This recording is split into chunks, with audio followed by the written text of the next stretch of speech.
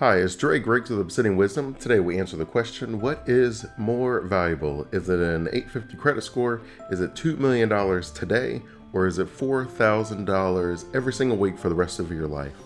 This question, I actually saw it. There is a CFP, and I follow him. He always talks about scams, especially ones that are in like the black community. And the reason that he focuses on that is because some of these scams are like legit fraud. Like there's videos where people will watch something that they saw on YouTube and then they will go do it and they will get arrested. And it's very important to understand that all value isn't created equal, all advice isn't created equal, that it's not always about how much did I pay for it, right? You could technically go to your bank and get free financial advice because they're going to be paid based off of the commission structure of the products that they offer, which means that the bank is the one incentivizing them. Now, as long as your bank is offering the products that are in your best interest, you're fine. And what I'm saying is that financial advisor, that financial, representative that's in the bank, they're kind of like the dealer at a casino.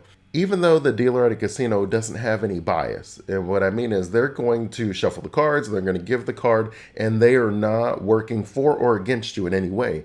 You know that the way the game is designed, who is going to win more times than not? And that's going to be the casino because they designed the game. So even though the dealer does not have any bias, the dealer doesn't care if you win or if you lose, as a result of the game that the dealer is just giving you, they know that you're going to lose more times than you're going to win. That is equally true when it comes to some of the advice that you get. If you're getting free advice, that person has to be getting paid from someone in some way because they got to put food on the table. So you have to decide, is that what's most important to me? Is it most important to me to get free advice, or is it most important for me to get the most value?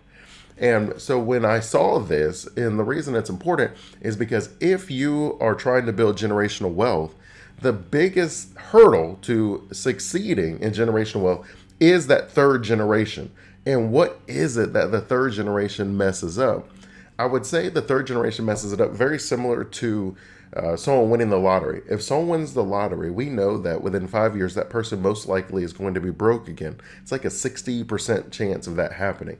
And that's because giving someone money doesn't create generational wealth. And everybody talks about life insurance and different things like, okay, when I die, I'm gonna have this $1 million policy, and then we're gonna create generational wealth, which sounds great on the surface. But then when you look at the numbers, if you look at professional athletes, it says like 60-70% of them, after they retire within a few years, they end up going broke or filing bankruptcy or something like that. When you look at people who win the lottery, the same deal. People who get an inheritance, same deal. The truth is, generational wealth cannot be created by just giving someone a bag of money. You have to know what to do with the money. If you know what to do with the money, then you understand that, as I've told you all the time, that 65% of millionaires have at least 3 streams of income. And then I've told you that those 3 streams are going to fall within 3 categories for the most part. It is going to be a business, it is going to be the stock market, or it's going to be real estate. That the 7 streams of income fall within those 3 categories. And from there, you decide what you're going to do with the money. So if you give someone a bag of money and they only have 1 stream of income, which is the money that they get from actively working, and they have no idea what to do with the rest of their money, then all they can do is spend it. And spend it they do. For most of us, generational wealth, we figured something out. And I'm going to make a separate video where I talk about this idea that I don't want to create generational wealth, because if I create generational wealth, then my kids, they're not going to know what to do, and they're not going to figure anything out. And while that is true, as the sense that you didn't do your job of creating systems and teaching your children all of the things that you learned so that they could pass it on, it doesn't mean that that's what has to happen. And the truth is, if you don't figure it out, they're going to be broke anyways. So you can leave them the money and they're going to be broke, and then they can figure everything out and build the money back. Or you can teach them how to make money ahead of time and how to find value and not get scammed, where I call it being a wealthy being, where it's not enough to be, wealthy where I have money, about being a wealthy being. Wealthy beings, the way I would describe it is, and there was this old saying that I think Jim Rohn used to say, and I loved it.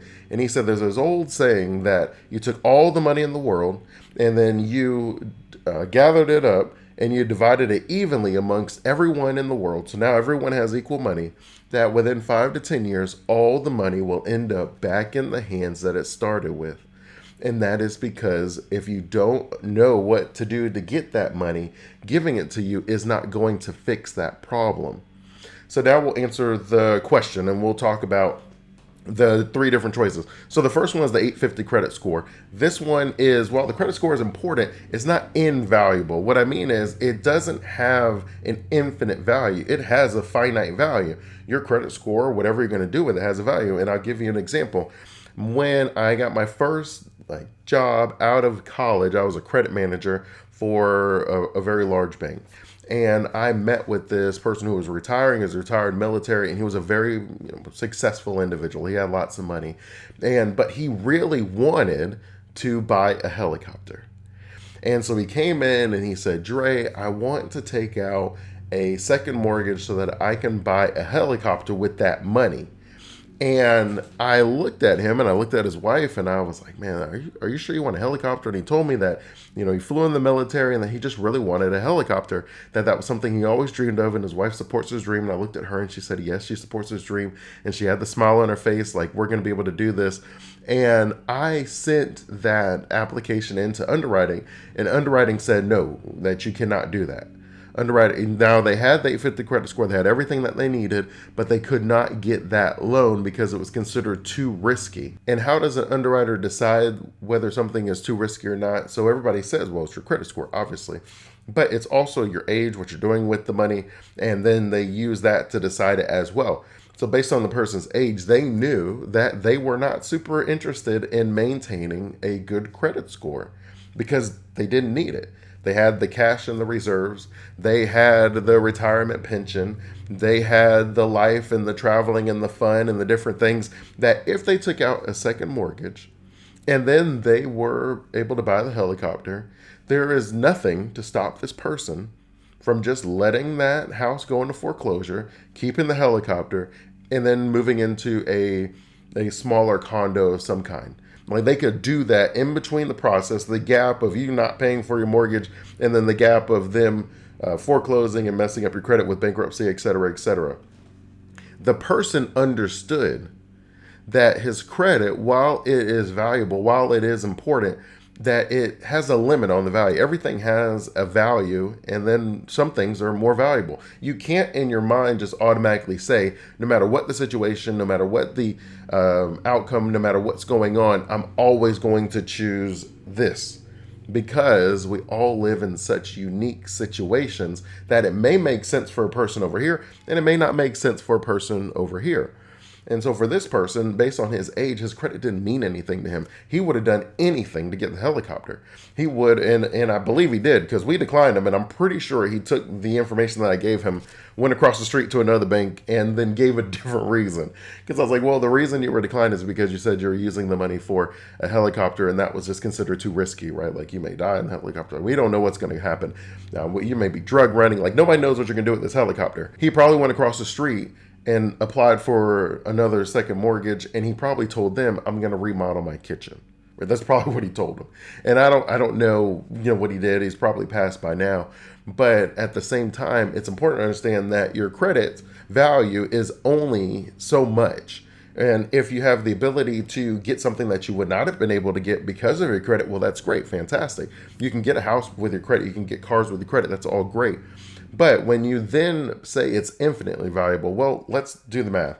The other one was $4,000 a week. If I gave you $4,000 every week, that's about $208,000 every single year. What could you do with $208,000 every single year? $4,000 every single week. Do you need credit? Do you need the credit? Like, what are you going to buy? I know people will say, well, it's better to use someone else's money, but what does that mean, right? If you use someone else's money, did they give it to you for free? Well, of course not. They gave it to you as a loan, and you have to pay the loan back, right? You took on debt. So even though your 850 credit score allows you to get the best interest rate, sometimes 0% for the first year or 1% or 2%, it's still a loan that you have to pay back. If I can give you $208,000 a year, then you could invest that. You could buy the different things that you want. You could buy the cars. You can do all these things that you want, but it does take time. And then they said that you'll get it for the rest of your life, which is pretty nice. But then the third option was $2 million. Okay, so you're going to give me $2 million today. Now, I'm not going to go into all of the financial hoopla about the time value of money, but the idea is if I get money today, I can then invest that money so that it's worth more than if you gave me money tomorrow.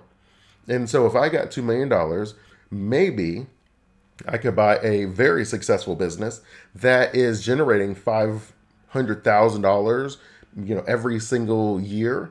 And I can now, in 10 years, take my $2 million and now I have 500,000 every single year. So now I have like $5 million, right? That is possible that you could do something like that.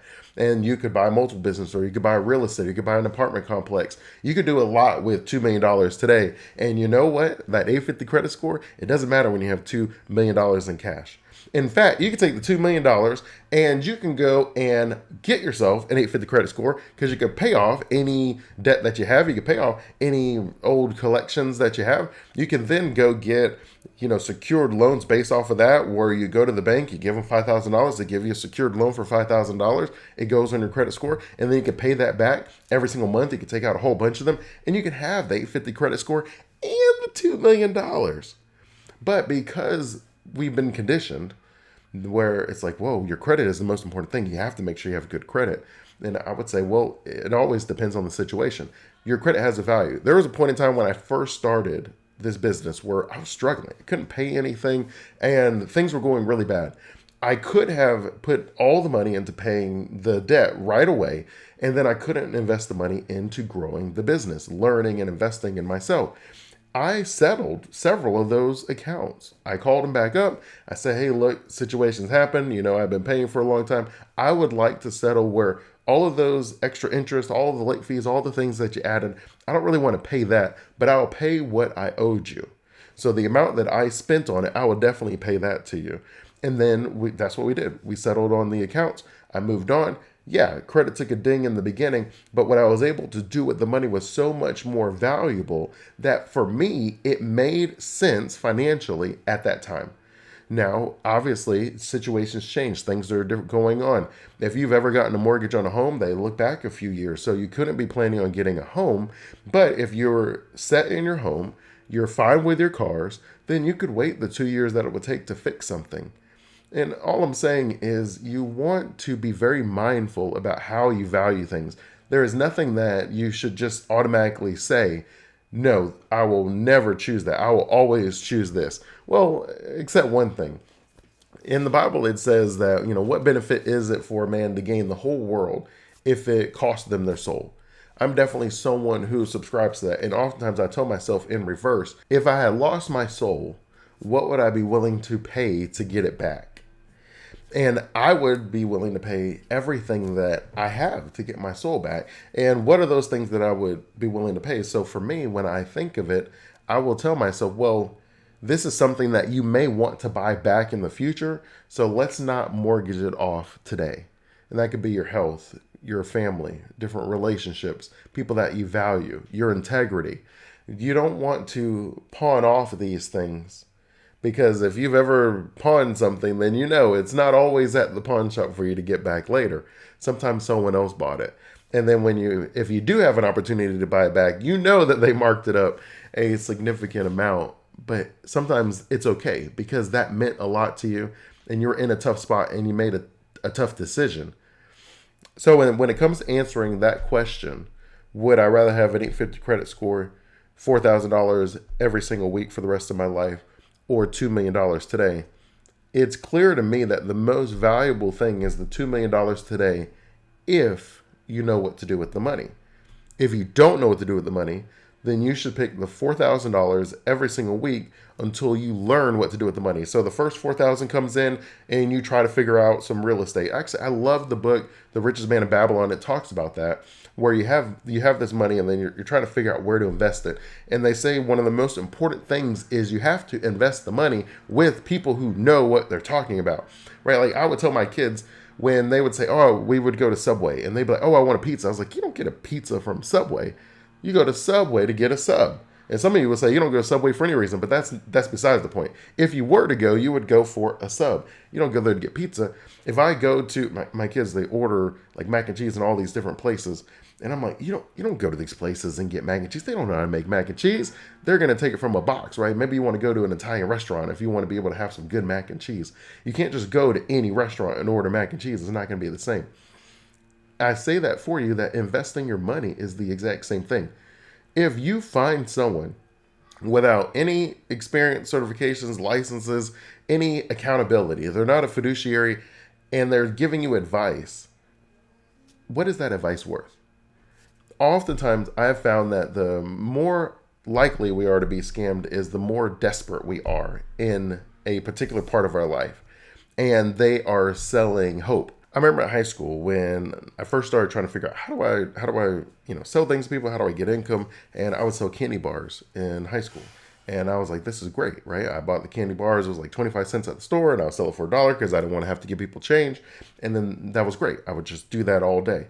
And then I was like, well, dang, isn't there a way that I can make money where I don't have to physically, get the candy and talk to people and exchange things? And then I started reading entrepreneur magazines, and they would talk about the best things to invest your money in were things that had like low overhead and then a recurring income. And they gave the example of those storage unit places. You can have like one or two people working in the building at any given time, and then people come in and they pay a monthly fee.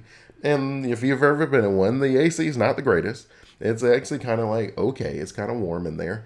But they have one or two people, and they're getting paid hundreds, thousands of dollars from some of their units every single month, over and over and over again, with very little overhead. And it's not the sexiest plot of land because they're not trying to do that. Most of the time, you're going to Google storage units, right? You're going to find the place. You're not just driving around like, oh, there's one. You don't need the curve appeal. So they're normally kind of off in the cut. And so they have land that's relatively cheap. They have a unit that generates a lot of income, and they only need one person. And I was like, man, this is a great idea. And fast forward, I found another opportunity that wasn't a great idea. But I was in college, and I couldn't pay my bills, and I was trying to figure out how to make money. And there was one that I had read, and it said where you can make money taking envelopes and like sending them off or something. I can't even really explain it because it sounds so crazy, but it said you can make thousands of dollars every single week if you just like lick these envelopes or package these envelopes and send them off, something like that. And it was like, it only is, $200 to get started, something like that. And I said, okay. And I paid the $200. I got started. And you know what? It didn't work. And there's a chance that it could have worked in some unique situation where you work like a gazillion hours a day or something like that. But I would say that the way I understood it, the way it was presented to me, that's not what I got, where it just didn't work for me. So I was like, well, dang it. I messed up on this. There was another time that there was someone who said that they would pay you to transfer the money. And I was like, dang, that sounds like some of those like crazy scams, right? But then they said, don't worry. There's no risk to you. We're going to put the money in your account, and then you're going to send the money to someone else's account. And I remember thinking like, well, at least I don't have to pay anything, so maybe this will work out. Again, a desperate situation. Naturally, looking back, I'd be like, come on, that's too good to be true. You cannot create wealth unless you create value for someone else, which is the missing link that most people have when it comes to generational wealth. When it comes to building wealth in yourself, you have to create a lot of value for someone else, depending on how much money you want. Robert F. Smith creates a lot of value. Stephen A. Smith, he creates a lot of value. LeBron James, the sports teams that he's on, creates a lot of value. It's very clear that if you create a lot of value, then you get a lot of money. You get a lot of reward. Create a lot of value, you get a lot of reward. I wasn't creating a lot of value taking money in my account and sending it to someone else. So that obviously, and me now would be like, well, that's obviously a scam. Well, I didn't know then. And I was very desperate. And it sounded really good. Okay, you're going to send me $1,000 and I only have to send $900 to this next account. And they are going to pay me, like 10% every time they've done it. Well, unbeknownst to me, and of course, unsurprising to you, what happened was they would hack someone's account, take the $1,000 out of their account and put it in my account. And then if I sent the $900 to the next account, and then when PayPal found out that the money had been hacked and put in my account, PayPal then takes the $1,000 from my account. So then my account would be at negative $100. And then they would have gotten the $900, the scammers, and then the person who had the money stolen would have, been back whole. And so I would have been left whole in the bag. The good news is I didn't do anything except say yes in the beginning because I remember thinking like I just have this weird feeling.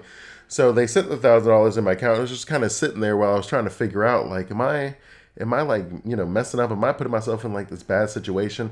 And then PayPal sent me an email that was like, hey, this money was accidentally taken and put in your account. We fixed it. Don't worry. We moved the 1,000 back. Well, I was very thankful that I didn't touch the money. So the 1,000 was put back. I was whole. And then, naturally, me being the petty person I was then, I'm not very petty now. When they emailed me back, I wrote back to them and I told them at first, I was like, man, you almost got me in a bind. You almost messed me over. But I had played it kind of cool. Like I didn't know that they had messed me over. And then they were like, oh, we're sorry that happened. Would you like to try it again? Something like that is what they said. And I let them on for a little bit, and then ultimately I was like, I'm well aware that this is a scam. I'm not doing it again. You can kick rocks. I say all that to say, when people offer something in an area that is not regulated, i.e., there are certain licenses you have to be able to buy real estate for someone. There's certain licenses you have to be able to buy stocks for someone. But if someone is operating in one of those areas where you don't need certain licenses, you don't have to be a fiduciary, like crypto or forex trading or credit repair and things like that, where it's not regulated the same way, it lends itself for scammers to go into those particular arenas. Right. So when people are giving advice in these places that are saying, hey, we can help you get rich quick, well, they're allowed to say that because there is no regulations set in place. Now, sometimes they sneak into my arena, but then the SEC often knocks on the door and then they realize very quickly that they can't say half the stuff that they're saying.